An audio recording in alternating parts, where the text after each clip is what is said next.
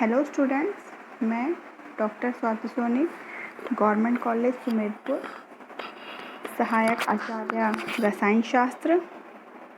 तो अपन ने last lecture में पढ़ा था बीएससी फाइनल ईयर के HSAB concept, hard soft acid base concept, उसकी एप्लीकेशंस चल रही थी, यानी कि अपन उसके अनुप्रयोग देख रहे थे कि कहाँ कहाँ पर उसका अनुप्रयोग किया जा सकता है।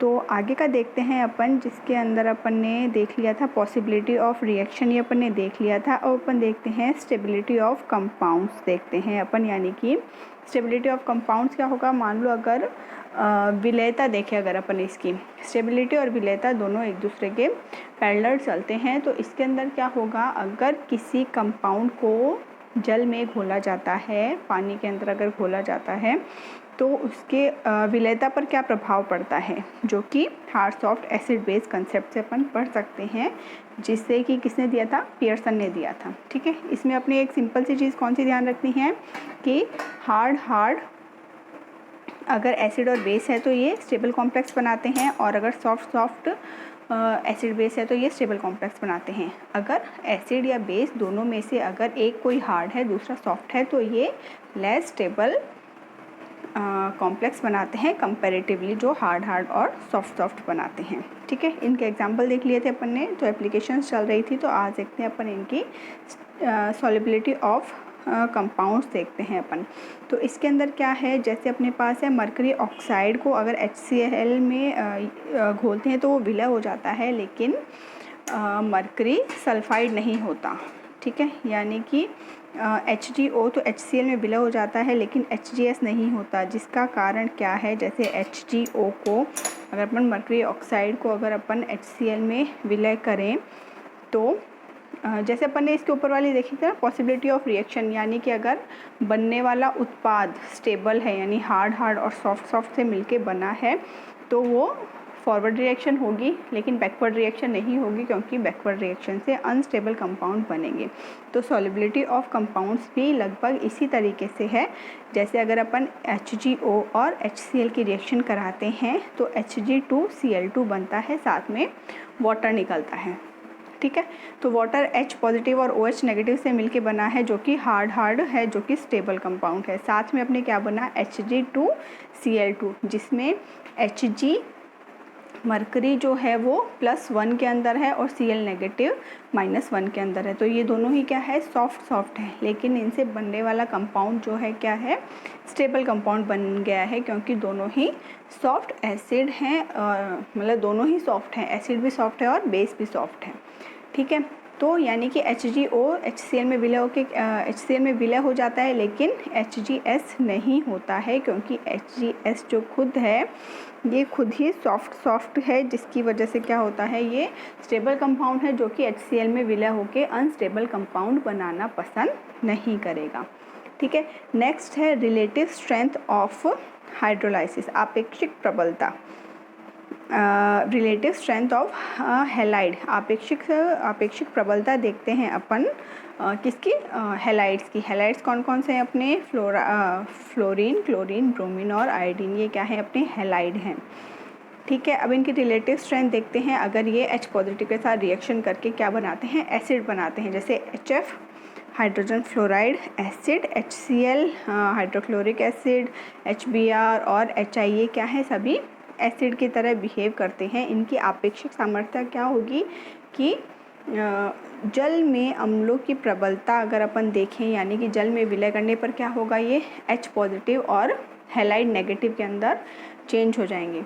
तो अब इनकी प्रबलता अपन किस हिसाब से देखेंगे, या प्रबल अम्ल कौन सा होता है जो आसानी से H पॉजिटिव आयन दे देता है। ठीक है, इसका क्या मतलब हुआ कि वो एसिड इन चारों में से, जैसे HF, HCl, HBr और HI, इन चारों में से वो प्रबल एसिड होगा जो कि H पॉजिटिव आसानी से दे दे। ठीक है, तो इसके अंदर सबसे प्रबल एसिड कौन सा होगा, HI होगा, क्योंकि HI क्या है, हार्ड एसिड और सॉफ्ट बेस से मिलके बना है, तो ये दोनों जल्दी टूटेंगे, क्योंकि ये सबसे ज़्यादा अनस्टेबल है। ठीक है, तो अम्लों की प्रबलता भी अपन HSAB hard soft acid base concept से दे सकते हैं। ठीक है, तो इसके अंदर ये क्रम समझ में आए किस तरीके से होता है। कई बार पूछ लिया जाता है कंपटीशन एग्ज़ाम में कि हैलाइड के जो एसिड्स होते हैं उनमें से सबसे ज़्यादा प्रबल कौन सा होता है। अपन को लगता है कि HF सबसे ज़्यादा प्रबल होगा, लेकिन नहीं, HI सबसे ज़्यादा प्रबलतम एसिड होता है, कारण कि ये H पॉजिटिव आयन बहुत ही आसानी से दे देता है, जिसका कारण क्या है, H पॉजिटिव हार्ड है और I नेगेटिव जो है सॉफ्ट बेस है। ये अपनी सारणी में लिखा हुआ है कि H पॉजिटिव जो है वो हार्ड एसिड के अंदर आया है और I नेगेटिव जो है वो सॉफ्ट बेस के अंदर आया है। इसी तरीके से HF जो है वो सबसे कम H पॉजिटिव आयन देता है, इन चारों में सबसे दुर्बल है, जिसका कारण क्या है, ये एक स्टेबल कंपाउंड है क्योंकि ये हार्ड एसिड और हार्ड बेस से मिलकर बना हुआ है, जिससे कि स्टेबल कंपाउंड है तो आसानी से H पॉजिटिव नहीं देगा, जिससे कि अगर H पॉजिटिव नहीं देगा तो उसकी अम्ल की प्रबलता क्या हो जाती है, कम हो जाती है। ठीक है, इसके बाद है rate of chemical reaction. Rate of chemical reaction अभिक्रिया का जो वेग है वो अपन मैकेनिज्म से समझ सकते हैं, जिसमें कि इलेक्ट्रोफाइल और न्यूक्लियोफाइल आते हैं। ठीक है, तो इलेक्ट्रोफाइल तो क्या हो गया, एसिड हो गए जिसमें पॉजिटिव चार्ज होता है, न्यूक्लियोफाइल क्या हो गए, अपने बेस हो गए जिसपे कि नेगेटिव चार्ज आता है। इसके बाद आता है हेलोजन एक्सचेंज रिएक्शन, यानी कि विनिमय अभिक्रिया। विनिमय अभिक्रिया अगर अपन देखें तो जैसे अपने पास रिएक्शन है RCl, कोई भी हैलाइड है, कोई भी एल्किल ग्रुप है जो कि क्लोरीन के साथ जुड़ा हुआ है, इसकी रिएक्शन कराई सोडियम आयोडाइड के साथ, जो कि क्या है, हार्ड सॉफ्ट एसिड बेस से मिलके बना है। इससे क्या मिलता है अपन को, RI मिलता है और NaCl मिलता है। NaCl क्यों मिला अपन को, क्योंकि ये हार्ड एसिड बेस से मिलकर बना हुआ लवण है, सॉल्ट है, जिससे कि स्टेबल कंपाउंड है तो ये रिएक्शन आसानी से हो जाएगी। इसी तरीके से जैसे अपनी कोई भी एल्किल हैलाइड है, एल्किल आयोडाइड है, इसकी रिएक्शन कराई AgF के साथ, जो कि क्या है, सॉफ्ट हार्ड एसिड बेस से मिलके बना है, तो अनस्टेबल कंपाउंड है जो कि टूट के किस में बदल जाएगा, ये यानी Ag के साथ क्या है, यहाँ पर फ्लोरीन है, लेकिन ये क्या कर लेगा, हेलोजन का एक्सचेंज कर लेगा। फ्लोरीन है, फ्लोरीन की जगह क्या आ जाएगा, आयोडीन आ जाएगा, जिससे कि आयोडीन आ जाएगा, जिस वजह से क्या हो जाएगा, HgI जो है आपके सॉफ्ट एसिड बेस से मिला हुआ एक स्टेबल कंपाउंड बन जाएगा, जिससे क्या होता है, हेलोजन एक्सचेंज रिएक्शन होती है। पहली रिएक्शन में तो क्या हुआ, आयोडीन की जगह क्या आ गया, सोडियम के साथ क्लोरीन आ गया। दूसरी रिएक्शन में फ्लोरीन की जगह कौन आ गया, आयोडीन, किसके साथ, सिल्वर के साथ। तो कौन कौन सी एप्लीकेशंस देखी अपन ने, अपने एप्लीकेशंस देखी कि सॉलिबिलिटी ऑफ कंपाउंड्स किस तरीके से होती है, पॉसिबिलिटी ऑफ रिएक्शंस किस तरीके से होती है, रिलेटिव स्ट्रेंथ ऑफ हैलाइड्स देखिए अपन ने, जिसमें कि आपेक्षिक प्रबलता देखी जाती है, यानी कि जल में विलय करने पर अम्लों की प्रबलता किस तरीके से प्रभावित होती है। रेट ऑफ रिएक्शन जो कि मैकेनिज्म में काम आती है अपने इलेक्ट्रोफाइल और न्यूक्लियोफाइल की। और क्या देखा अपन ने, हेलोजन एक्सचेंज रिएक्शन। तो ये क्या थे, कुछ अनुप्रयोग थे HSAB कंसेप्ट के।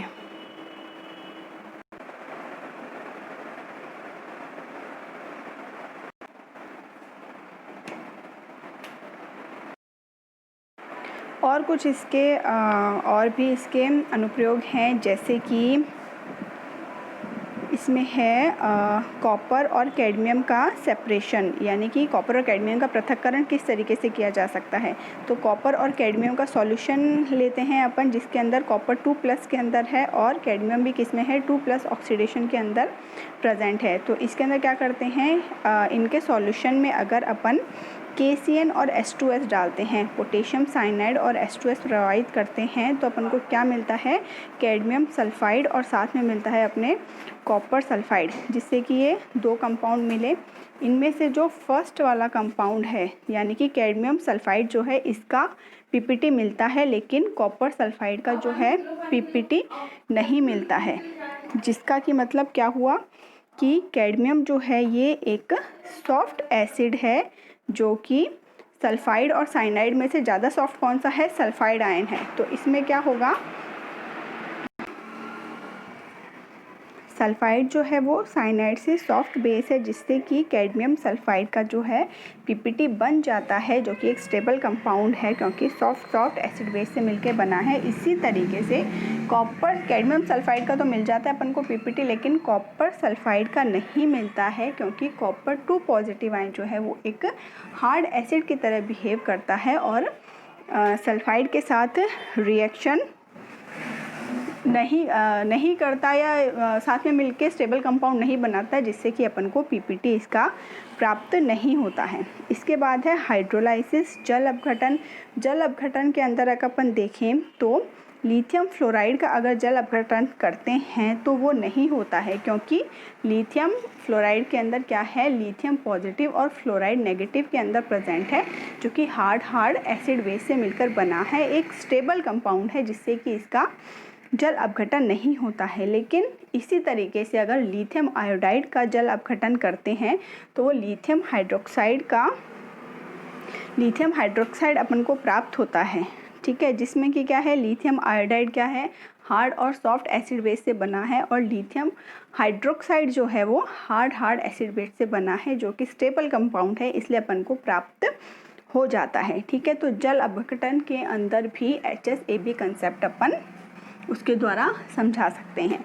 इसके बाद देखते हैं अपन डिस्प्रोपोर्शनेशन रिएक्शन या और हेलोजन एक्सचेंज, यानी कि असमानुपातन।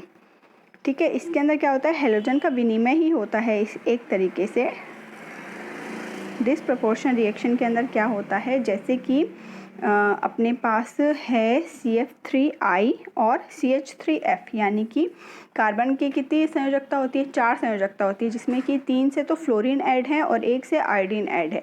इसी तरीके से दूसरा कंपाउंड है अपना CH3F, जिसके अंदर की कार्बन के साथ 3 हाइड्रोजन प्रेजेंट है और 1 जो है आपके फ्लोराइड प्रेजेंट है। इसकी अगर अपन रिएक्शन करवाते हैं दोनों की साथ में, तो दोनों ही अनस्टेबल कंपाउंड्स है, क्योंकि हार्ड सॉफ्ट एसिड बेस से मिलकर बने हैं, और अपन को क्या चाहिए, या तो दोनों हार्ड होने चाहिए या फिर दोनों सॉफ्ट होने चाहिए, जिससे कि स्टेबल कंपाउंड अपन को प्राप्त हो सके। तो अगर अपन इनकी रिएक्शन करवाते हैं तो अपन को क्या मिलता है, CF4 + CH3I। CF4 तो हो गया अपना हार्ड एसिड बेस और CH3I हो गया अपना सॉफ्ट एसिड बेस, जिससे कि क्या होता है, ये डिस्प्रोपोर्शन रिएक्शन कहलाती है। इसके बाद देखते हैं कि कोई भी अगर कंसेप्ट दिया जाता है तो उसके अंदर कुछ कमियां होती है, यानी कि वो कुछ चीज़ों को तो डिफ़ाइन कर सकते हैं उनके द्वारा, कुछ चीज़ों को तो उनके द्वारा परिभाषित कर सकते हैं या एक्सप्लेन कर सकते हैं, और कुछ चीज़ों को नहीं कर सकते हैं। तो अगला जो सिद्धांत आता है वो पहले वाले सिद्धांत की कमियों को दूर करता है और उसके आधार पर अपना नया सिद्धांत दिया जाता है।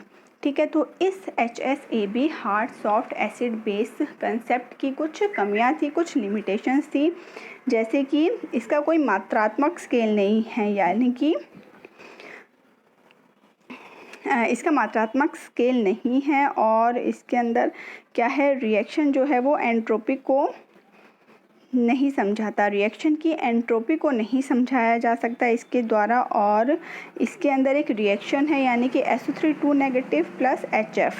ठीक है, इसकी रिएक्शन कराते हैं तो अपन को क्या मिलता है, HSO4 नेगेटिव + फ्लोराइड आयन मिलता है।